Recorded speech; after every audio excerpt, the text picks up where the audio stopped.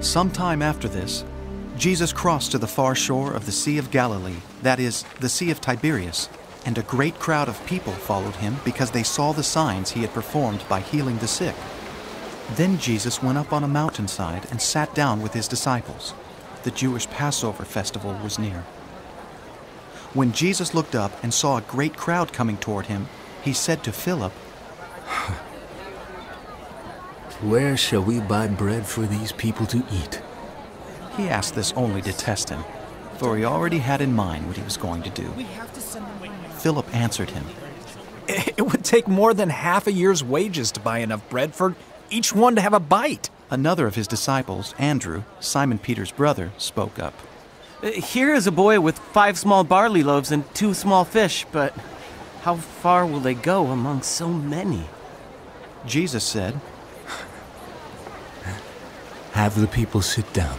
There was plenty of grass in that place, and they sat down. About 5,000 men were there. Jesus then took the loaves, gave thanks, and distributed to those who were seated as much as they wanted. He did the same with the fish.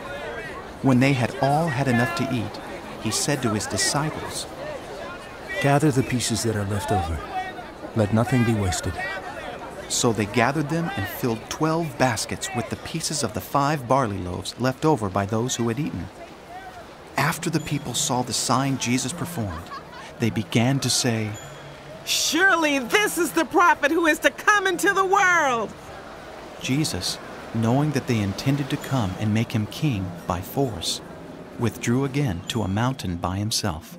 When evening came, his disciples went down to the lake, where they got into a boat and set off across the lake for Capernaum. By now it was dark, and Jesus had not yet joined them. A strong wind was blowing and the waters grew rough. When they had rowed about 3 or 4 miles, they saw Jesus approaching the boat, walking on the water, and they were frightened. But he said to them, "It is I. Don't be afraid." Then they were willing to take him into the boat, and immediately the boat reached the shore where they were heading. The next day, the crowd that had stayed on the opposite shore of the lake realized that only one boat had been there, and that Jesus had not entered it with his disciples, but that they had gone away alone. Then some boats from Tiberias landed near the place where the people had eaten the bread after the Lord had given thanks. Once the crowd realized that neither Jesus nor his disciples were there, they got into the boats and went to Capernaum in search of Jesus. When they found him on the other side of the lake, they asked him, "Rabbi, when did you get here?" Jesus answered, "Very truly I tell you, you are looking for me, not because you saw the signs I performed, but because you ate the loaves and had your fill. Do not work for food that spoils, but for food that endures to eternal life, which the Son of Man will give you. For on him God the Father has placed his seal of approval." Then they asked him, "What must we do to do the works God requires?" Jesus answered, "The work of God is this, to believe in the one he has sent." So they asked him, "What sign then will you give that we may see it and believe you? What will you do?" Our ancestors ate the manna in the wilderness, as it is written, He gave them bread from heaven to eat. Jesus said to them, "Very truly I tell you, it is not Moses who has given you the bread from heaven, but it is my Father who gives you the true bread from heaven. For the bread of God is the bread that comes down from heaven and gives life to the world." "Sir," they said, "always give us this bread." Then Jesus declared, "I am the bread of life. Whoever comes to me will never go hungry, and whoever believes in me will never be thirsty. But as I told you, you have seen me, and still you do not believe. All those the Father gives me will come to me, and whoever comes to me, I will never drive away. For I have come down from heaven not to do my will, but to do the will of him who sent me.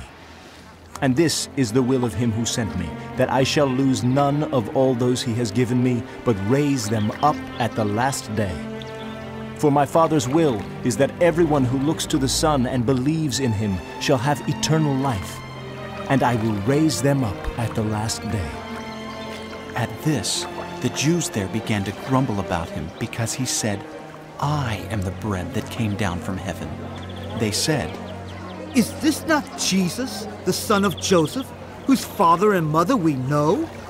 How can he now say, 'I came down from heaven'?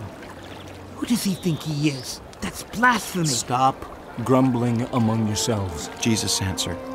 "No one can come to me unless the Father who sent me draws them, and I will raise them up at the last day.